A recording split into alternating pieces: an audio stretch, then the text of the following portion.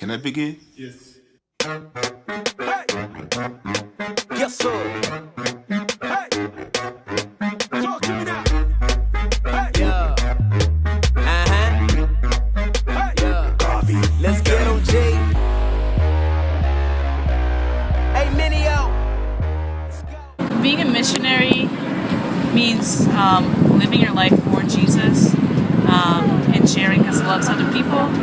So I'm a missionary here in Boston currently. When I think about my life, I feel like I've been a lifelong missionary. For my entire life, except for the parts where like I was an angsty, rebellious kid, my entire life I felt like I dedicated parts of my time to just showing who Christ is, mainly through my actions and less through doing like what we think of outreach or evangelical outreach, about like going to people and saying like, hey, do you know about the gospel? I haven't really done that too much, but more so serving people. So there's that verse where Jesus says, you know, you fed me when I was hungry, you clothed me when I needed clothes. And then the disciples were like, well, when did we do that? Is that when you do that to the least of your brothers and sisters, you do it for me? And I feel like that's been what missions has been about, what being a missionary has been about, is like stopping your life for what you want to do and just totally living it for the Lord, and like your whole work, all your work is just tied to the Lord. No matter what you do, it's like it's directly tied to Him. That's what being a missionary for me means. I currently work with the Center for Student Missions in Boston, and that looks like hosting mission trips. Our trips are just local in Boston, so inner city trips, because the work that people do out and overseas are things that need to be done right here in our backyards, which is what CSM is all about. And I got into that. It's a long story, but pretty much, yeah. I pretty much got into it. My position is an apprentice with CSM in Boston currently. When I was a sophomore in college, I met this woman, Nicole, who's an apprentice in Philadelphia, and her ministry partner was my mother's job at a community center. I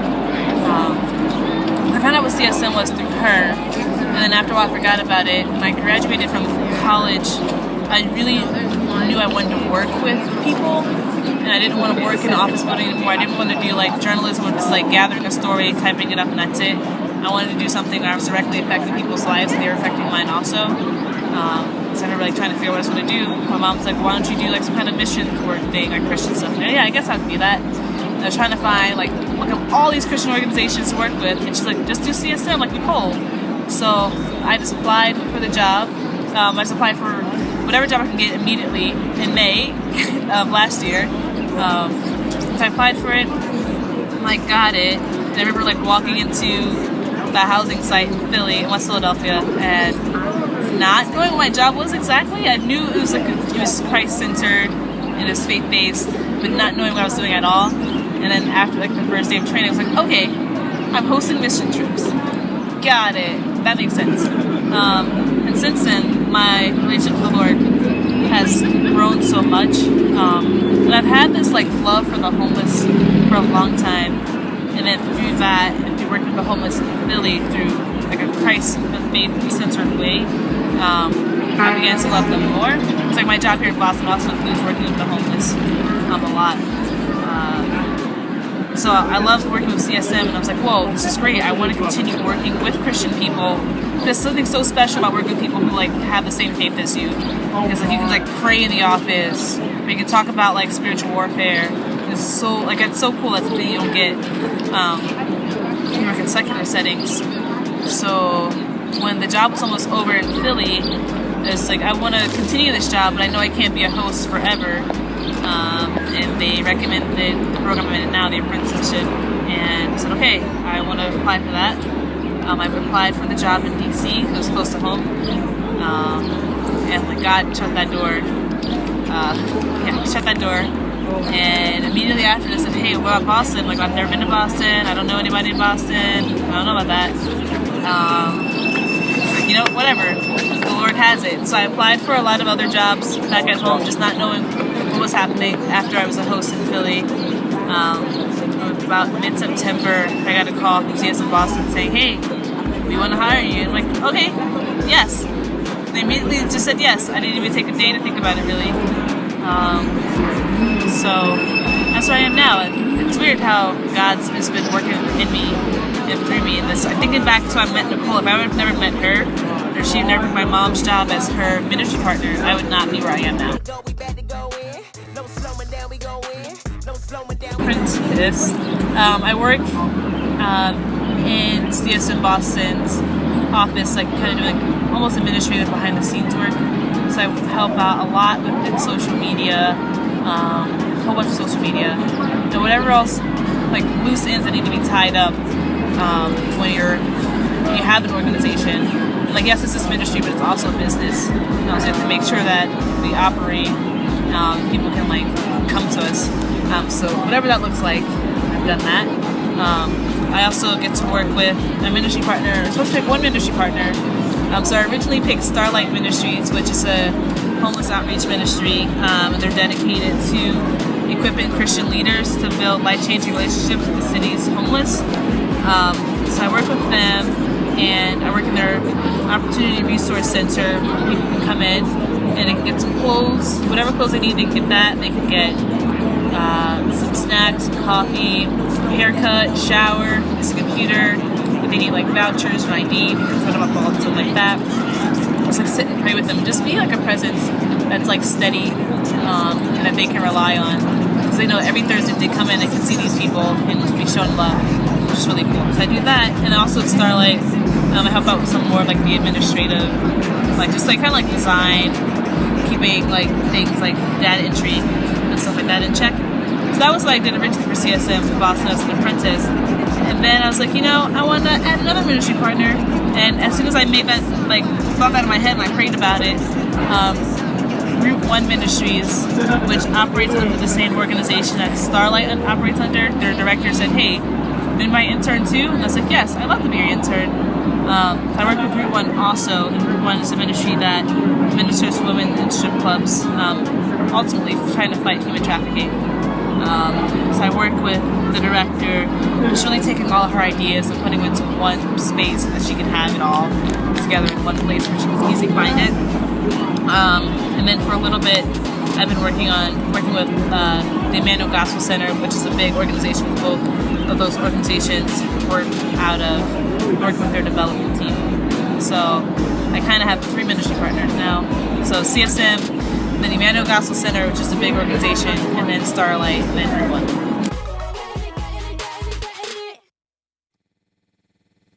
Can I begin? Yes. I didn't necessarily grow up seeing other missionaries who look like me. My grandparents were missionaries for 30 or so years. They did some urban ministry, kind of like this, but what I do now. They led Young Life, which was directly like going through like kids in high school and showing them Christ. But that was more so like putting them Bible studies and like going through the Bible with them. They were also missionaries in Uganda, so they didn't really preach at people, but they did do a lot of like outreach and ask people if they knew the gospel. And a lot of other missionaries I know have just gone out to just share the gospel with people by just through like words. But it's been rare that I've met missionaries who consider themselves a missionary and do mainly service work, and then they show Christ through that, or the initial conversation isn't about Christ, it's about like what need can I fill for you, and then through that conversation, that relationship, then bringing up Christ.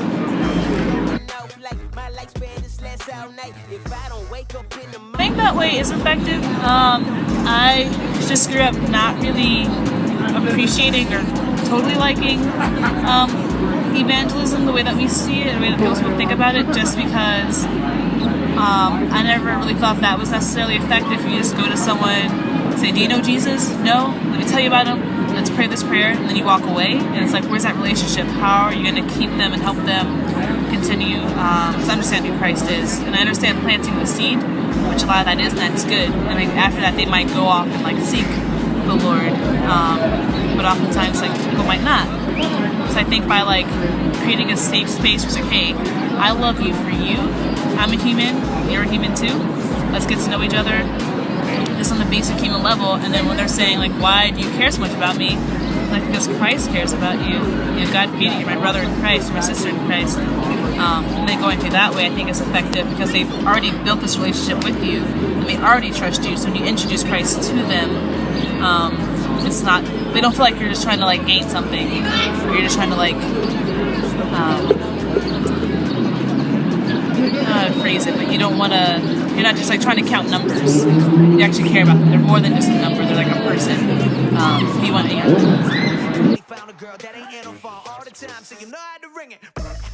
So I do get paid for this work, but apprentices with CSM have to fundraise 100% of their salary. So fundraising 100% of my salary looks like I have to come up with $900 a month. So that means contacting family, friends, organizations, just anyone that I know, and saying, hey, I'm doing this cool thing in Boston. I'm working with people who are like on their fringe, people who like the rest of society is like cast off and like set aside, don't really consider or look at. And I want them to feel their worth and value, just as people, but ultimately through Christ. I'm just saying, like, look, you can be a part of that story also. Like, just by giving money, which essentially it is, asking people for money, they can be a part of that transformation and these life-changing relationships that are developing. Because the money they give, I'm able to live here and work here and serve here. Without money, I can't be here. That's what fundraising looks like. It's inviting people to the story through their financial gifts. This gift is a spiritual gift. Some people have it, and they do. What more of a blessing would it be to give to someone like me, so I can like be able to, one, afford groceries and stuff like that, but also two, I can pour out and be a blessing to other people while I'm here. Well, raising funds has not been the easiest thing in the world. One, it's hard asking people for money. That's not something that you want to do. It's an uncomfortable position, especially when a lot of people here are asking for money. Either A, they work for a Christian organization, A, aren't Christian. So like, how do you ask someone to contribute to something that's Christ-centered? And B, may not make that much themselves. Or C, are in the same boat and are asking for money also, because they're also doing missions work or something of this sort. So that isn't always the easiest. You have to always be mindful of like constantly updating people about what you're doing in your life and like what's going on in the city. Because if you're not, they're just gonna say, what am I giving money to? Or how do I know you're doing all these great things? That's been hard.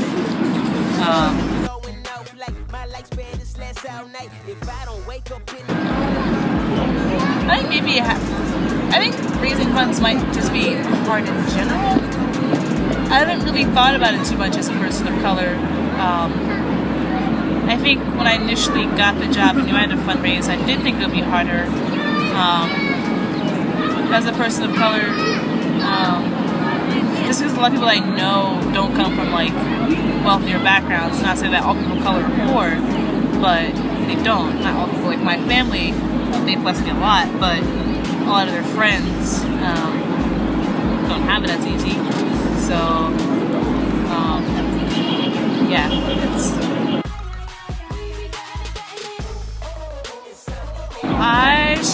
I think it's important for people to do missions here at home in the United States versus going overseas.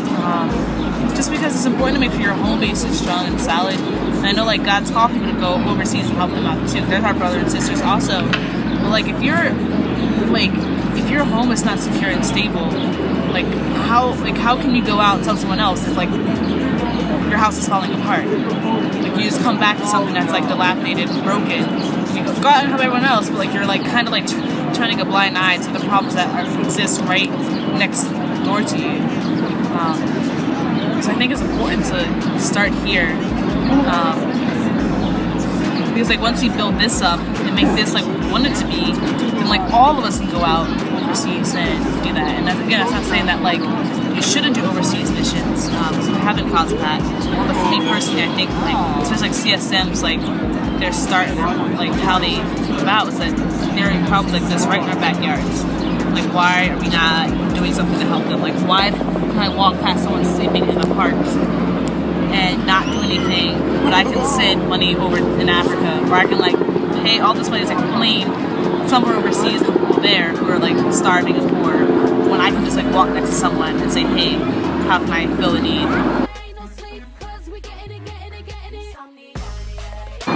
Boston is what God, for some reason, put me. I think he sent me into Boston, just kind of to see like that these problems exist everywhere. These problems of like poverty amid injustice. So I moved to Boston and I like walk around and stuff like that, and I was like, well, this place is nice. Like, why am I here? Why is CSM here? It's not as like poor, or the worst neighborhoods aren't as bad as like Philly, for example, at all. It's like, why the heck does it exist? And I think God's like, okay, sure, they might not exist as on a mass scale, but they're still here, and like you need to figure out like. So I ultimately want to go to Philadelphia and like eradicate poverty and like do all this cool stuff, but like that's a huge task to take on. So I feel like God's like, go to Boston. Yes, it's on a smaller scale, but you can figure that out on that smaller scale. And like it's still there. No matter how beautiful things look, there's still problems. I think that's the thing.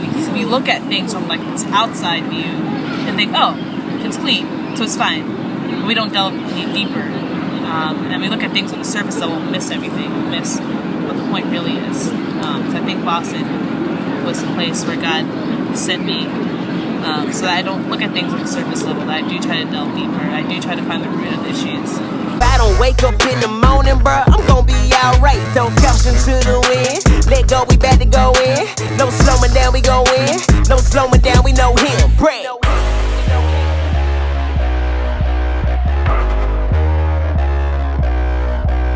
Tonight I'll risk it all to follow and live like my life's over tomorrow.